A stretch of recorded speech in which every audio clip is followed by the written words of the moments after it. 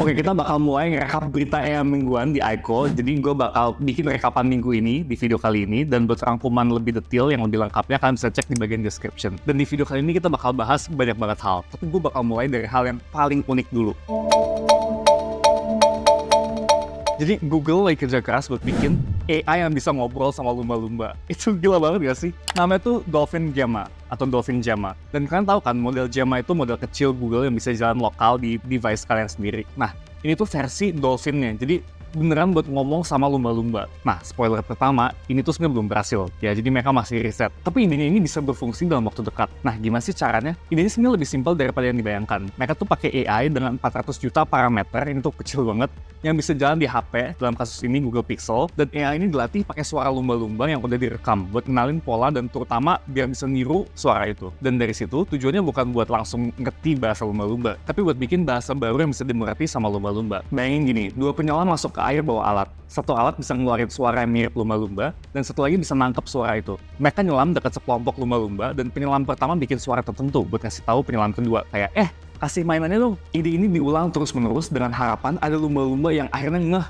dan coba niruin suara itu. Ini kayak ngajarin burung beo buat ngomong. Ini kedengarannya simple, tapi ini langkah awal buat bikin semacam bahasa bareng lumba-lumba. Biar mereka bisa ngerti kita dan kita ngerti mereka. Oh, dan juga karena alat ini tadi yang bisa nangkap suara, bisa memproses suara lumba-lumba dan kasih tahu kita artinya apa sesuai dengan bahasa baru itu. Dan ini tuh kayak pintu gerbang buat beneran ngerti lumba-lumba. Salah satu hewan paling cerdas di bumi ini selain manusia. Riset ini serius banget loh, ini bukan main-main. Dan kelihatannya menjanjikan. Gue jamin kalau ini berhasil sama lumba-lumba, berikutnya pasti kayak mungkin anjing lo atau kucing lo yang bakal coba diajak ngobrol pakai AI. Ini gila banget kan beritanya.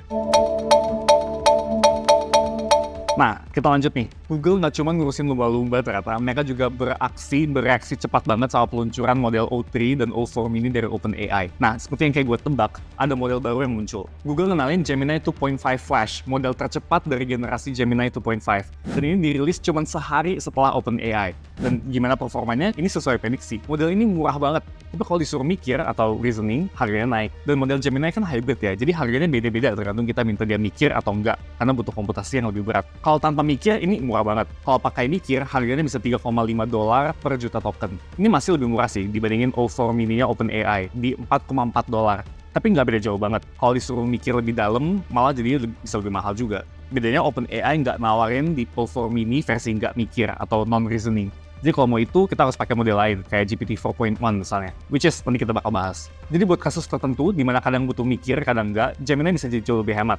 Dan gimana kecerdasannya? Google sampai masukin O4 mini ke tabel perbandingan mereka. Keren sih, secara umum O4 mini masih unggul, terutama di tes matematika dan coding. Di grafik perbandingan kecerdasan, pakai skor GPQA Diamond versus harga API, kita bisa lihat kalau O3 OpenAI itu paling pintar tapi paling mahal. Sedangkan Gemini Pro, yang versi 1.5 itu sedikit di bawah O3 pintarnya, tapi jauh lebih murah. Dan O4 mini OpenAI deket sama Gemini Pro pintarnya, tapi lebih murah lagi. Nah, Gemini 2.5 Flash ada di bawah O4 mini pintarnya, tapi harganya tuh murah banget.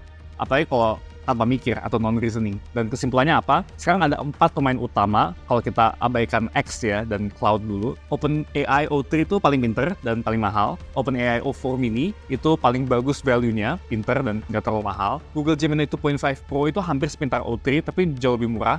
Dan Google Gemini 2.5 Flash itu paling murah, sedikit di bawah O4 pintarnya. Menurut gue sih posisi Google yang Pro dan Flash ini lebih enak buat tutupin berbagai kebutuhan dengan harga yang bagus. Tapi ya, OpenAI posisinya dominan, jadi bisa pasang harga seenaknya juga sih.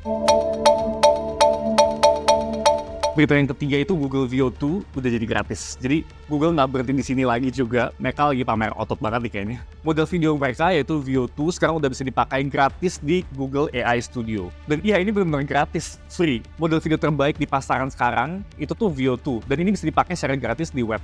Cuman tadi gue cek kayaknya baru bisa text to video doang. Sedangkan di beberapa platform lain, Veo 2 udah bisa image to video, tapi bayar. Jadi Veo 2 tuh ini bisa bikin video dari teks atau dari gambar, referensi, jadi animasi. Dan kualitasnya tuh di 720 pixel, durasinya tuh cuma sampai 8 detik sekali generate.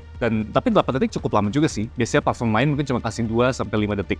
Dan ini gila banget gratisnya. Platform lain tuh tarifnya bisa kayak 50 sen per detik. Jadi sekitar 8 detik itu 4 euro atau 70 ribu rupiah. Ini nunjukin betapa banyaknya GPU yang Google punya sampai bisa ngasih jasa begini secara gratis tanpa masalah infrastruktur. Gue coba iseng bikin video babi hutan makan di sebelah jerapah. Dan hasilnya kayak gini. Hasilnya ya gini deh AI kadang-kadang. Kayak babi hutan sama jerapah yang punya anak. Tapi kualitas gambarnya gila, ini jernih banget. Dan Google View 2 ini belum muncul di aplikasi Gemini, tapi kayaknya bentar lagi bakal hadir deh. Soalnya dia udah ada di AI Studio secara gratis dan udah bisa dipakai.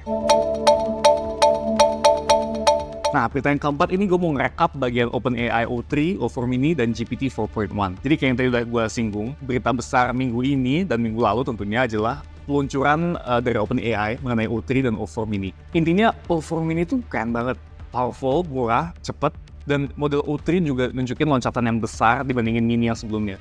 Jadi kita bisa berharap O4 versi penuh nanti bakal jauh lebih gila lagi dibandingin O4 Mini. Ini bukti kalau perkembangan AI itu nggak cuma berhenti. Baru 4 bulan di 2025, model udah berkembang pesat banget.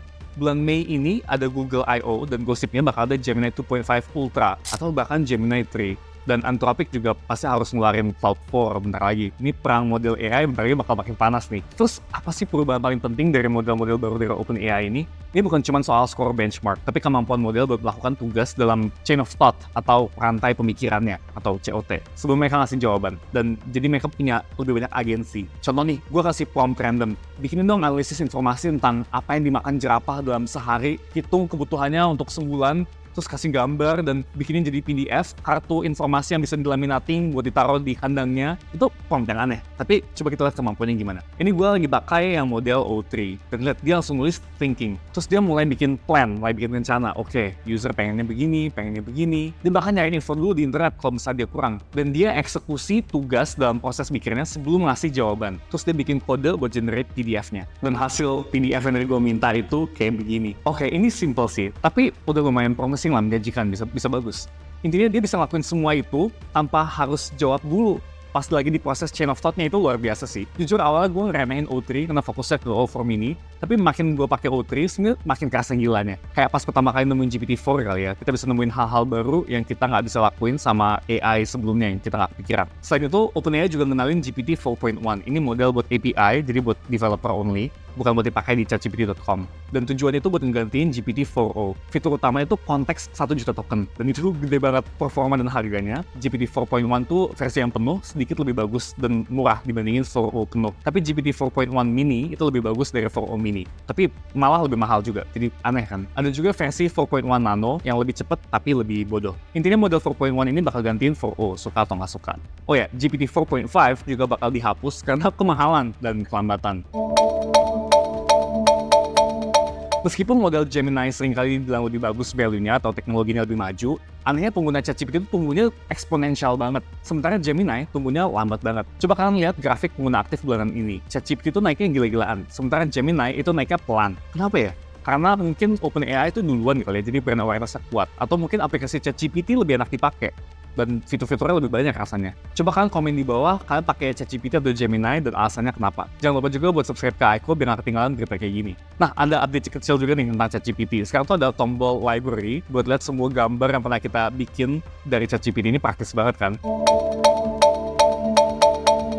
Berita yang keenam ada dari X dan Anthropic. Jadi kompetitor lain nggak mau diem aja nih di tengah perang model AI. Cloud nambah fitur deep research kayak yang lain sih. Tapi sayangnya ini cuma buat akun yang max, yang mahalnya minta ampun. Dan ini penggunanya terbatas juga. Tapi yang keren, integrasi sama Google Workspace, jadi Gmail, Google Calendar. Jadi kita bisa nanya Cloud tentang email terakhir yang gue dapet atau jadwal kosong gue di kalender. Menurut gue sebenarnya ini keren banget buat integrasi AI dalam kehidupan kita sehari-hari. Gue pengen banget sebenarnya fitur ini ada di ChatGPT sih. Nah, kalau Grok, dia nambah tombol personas. Ini buat ngasih kepribadian ke AI. Kita bisa minta dia jadi komedian atau jadi temen.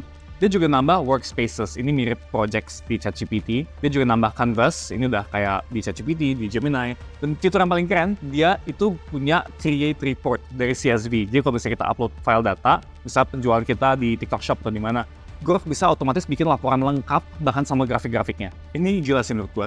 Berguna banget. Kenapa nggak ada kepikiran buat bikin ini dari dulu ya? Tinggal drag file Excel atau CSV, dan dia jadi laporan. Ini mantap banget sih.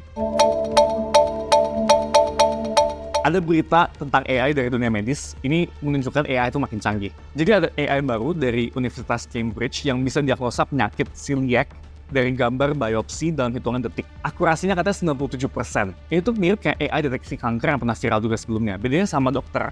Dokter mungkin butuh waktu 10-20 menit. AI cuma butuh waktu detik doang. Dan yang lebih penting, AI ini jago banget di kasus-kasus yang sulit buat bikin dokter tuh jadi ragu atau salah diagnosa. Ini bisa bantu banyak banget orang yang mungkin udah bertahun-tahun salah diagnosa. Nah, ada berita lagi nih. Ada 2 aplikasi AI baru yang agak bikin gue mikir nih kayak dari film Black Mirror. Pertama, itu namanya InTouch. Ini AI suara buat nemuin orang tua atau lansia yang kesepian. Kita tinggal kasih konteks soal orang tersayang kita, misalnya kayak ayah, ibu, atau kakek. Nanti AI ini bakal nelpon mereka tiap hari buat ngobrol, buat main game kognitif biar tetap sharp otaknya, biar otak mereka tetap aktif. Ini harganya itu sekitar $30 per bulan setelah free trial. Ini gue bikin jadi mikir sendiri lagi, apakah kita bakal gantiin interaksi manusia sama AI ya buat nemenin orang tua. Serem sih. Tapi di sisi lain ini bisa banget membantu mengurangi kesepian lansia. Menurut kalian kalau ini ada di Indonesia bakal serem atau bakal kepake ya? Nah, aplikasi kedua adalah Cluely. Ini dijual sebagai AI investigator buat nyontek down segala hal. Awalnya ini dibuat membantu orang yang nyontek pas wawancara kerja online. Jadi AI-nya bakal bisikin jawaban. Tapi saking maraknya, Amazon dan Google tuh katanya mulai balik ke wawancara tatap muka. Jadi face to face. Nah, Cluely ini ngakunya 100% nggak kedetek pas share screen atau kita alt tab. Dan mereka bilangnya kedepannya ini bisa dipakai di kacamata pintar juga, atau wearable glasses, buat nyontek di semua situasi, di meeting, pas lagi dating misalnya, ngecek fakta omongan orang pas lagi ngomong dan lain-lain. Dan ini beneran Black Mirror. Harganya itu $20 per bulan, tapi ini waitlist, dan pendirinya itu sebenarnya anak 21 tahun. Dan di DO dari 2 kampus, tapi bisa dapat investasi $5 juta. Ini gila banget ya. Nah, berita yang terakhir ini ada berita unik banget dari negeri Tiongkok. Ada lomba lari setengah maraton 21 km. Pertama, khusus buat robot humanoid. Jadi ada 20 perusahaan robot Tiongkok yang ikut. Emang di China ada banyak banget robotics. Dan pemenangnya itu selesai dalam waktu sekitar 2 jam 40 menit. Rekor dunia manusia itu sekitar 1 jam. Jadi 2 jam 40 menit itu sebenarnya lebih lambat dari manusia. Tapi hebat banget buat sebuah robot bisa lari sejauh itu. Ini baru pertama kali. Bayangkan perkembangannya bisa gimana. Sayangnya merek-merek robot barat nih, yang kayak Figure, Nio, atau bahkan Tesla, mereka belum ikutan. Oke, itu mungkin berita minggu ini. Rangkumannya ada di link description. Kalian bisa tulis pendapat kalian berita apa yang paling wow di kolom komentar. Dan tentunya jangan lupa juga buat subscribe ke channel Aiko biar kalian gak ketinggalan berita AI kayak begini berikutnya. See you!